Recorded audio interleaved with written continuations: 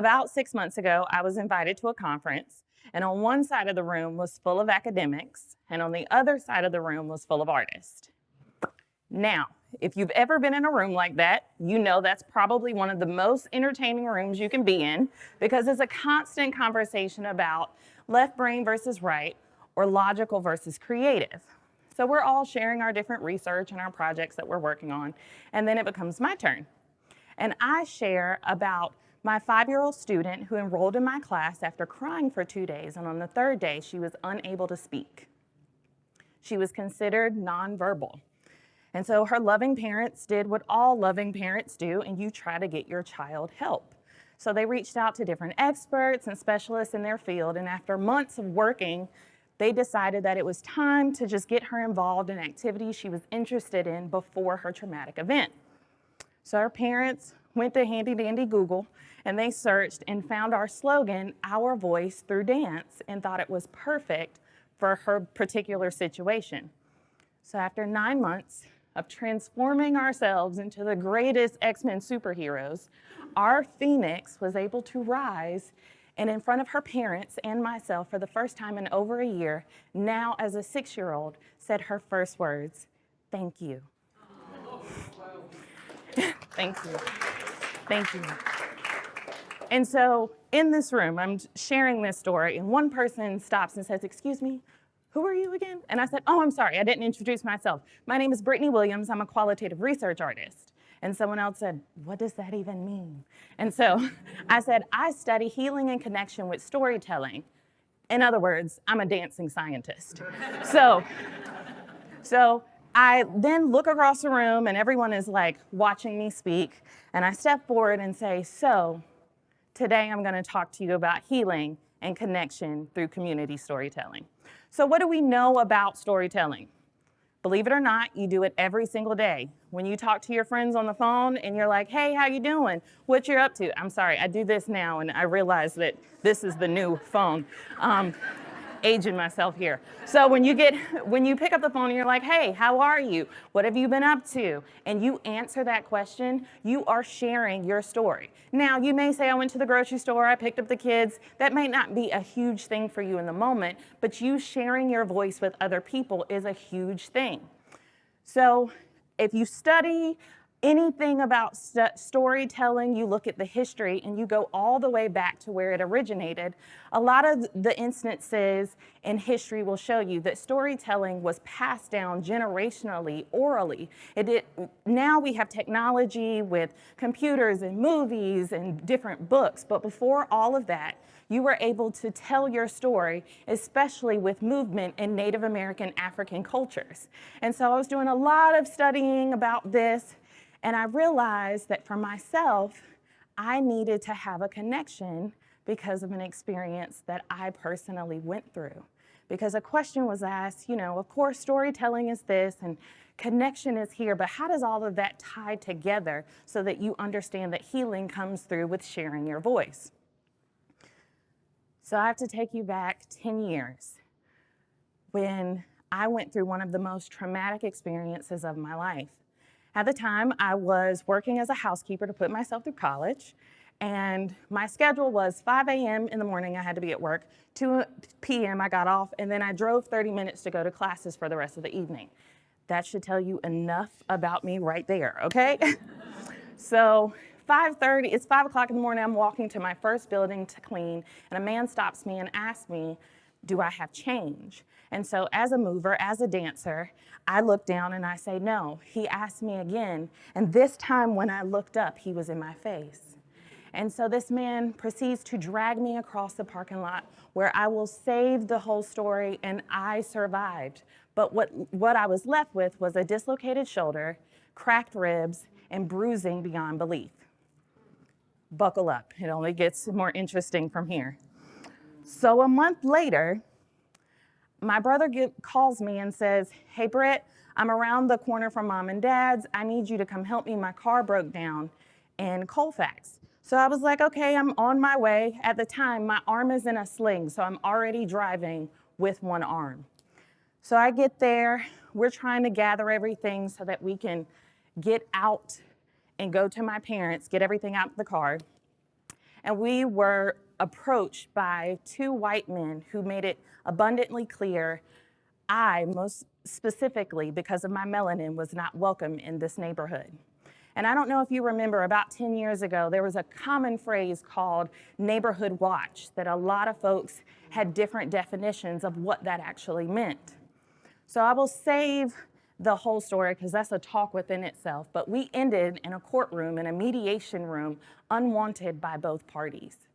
And I sit across from a man who constantly is saying all types of things after racial slur to me. I realize as a scientist and a person, as an academic and an artist, I had to make a choice on what to do. And for me, logically looking at it, I realized that I came face to face with hate. Two instances. There's no way to look at it any other way. It was hate. So if you are a scientist, you know the opposite of hate is love. So how was I going to love this man the best way I know how in the most difficult situation I was presented with? So I grew up in a very loving educational home. Education is first. As I told you, my schedule was 5 a.m. to 2, and then I drove 30 minutes, okay? And proud graduate of Winston-Salem State University with my bachelor's in biology. Love them, love them. They gave me the foundation of who I am and to fight forward. So for myself, I sat at this table and I looked at this man and I said, I know that I'm gonna make two requests. And my requests were, I wanted him to join me at the International Civil Rights Center and Museum in downtown Greensboro because I needed him to understand the words that he was using to me. He had no idea who he was talking to. That was not who I was. Also, I wanted to invite him to my dance show at the end of the year.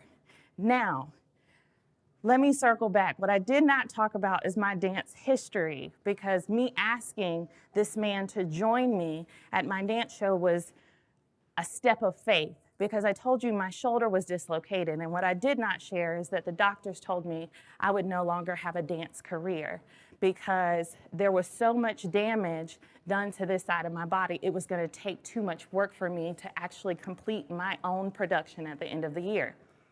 I said, I understand what you say, but I know who I am. And so for myself, it was an entire year process of healing myself. And I went back to using the same studies and research from the African and Native American cultures on how I could move as a dancer to heal myself. And at the very end, I did go to the International Civil Rights Museum with this young man, and he apologized to me there. And then the next time he came to my show, and at the end, with me standing next to all of my friends and family, and him with his friends and family, he looked at me and said, please forgive me. I had no idea what I was going to do.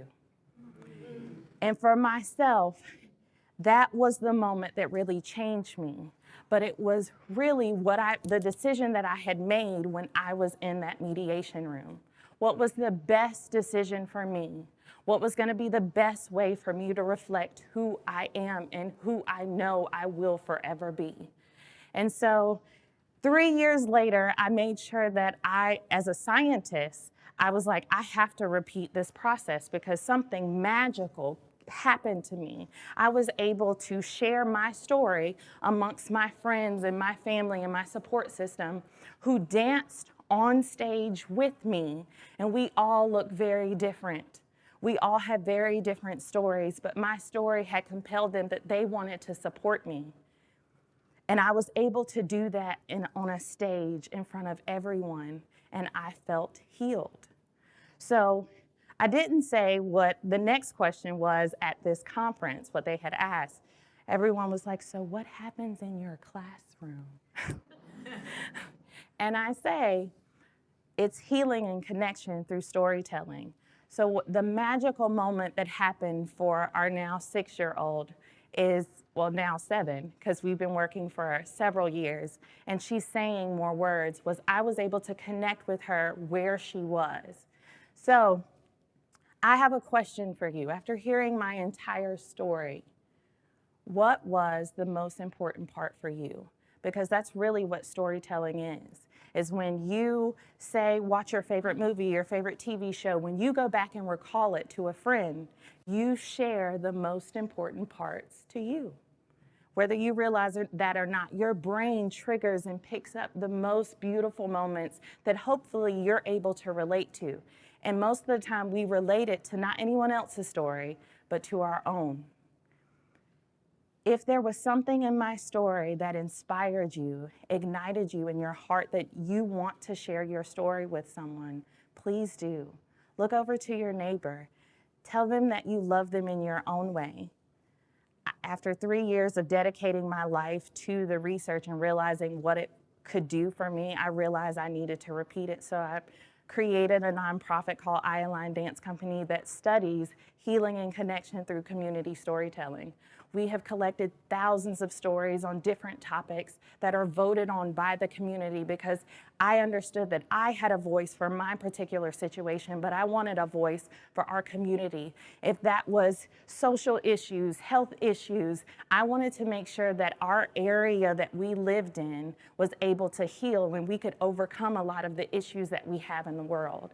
And so I challenge you to love yourself first, share your voice, and ask yourself the same thing that I asked myself in that mediation room.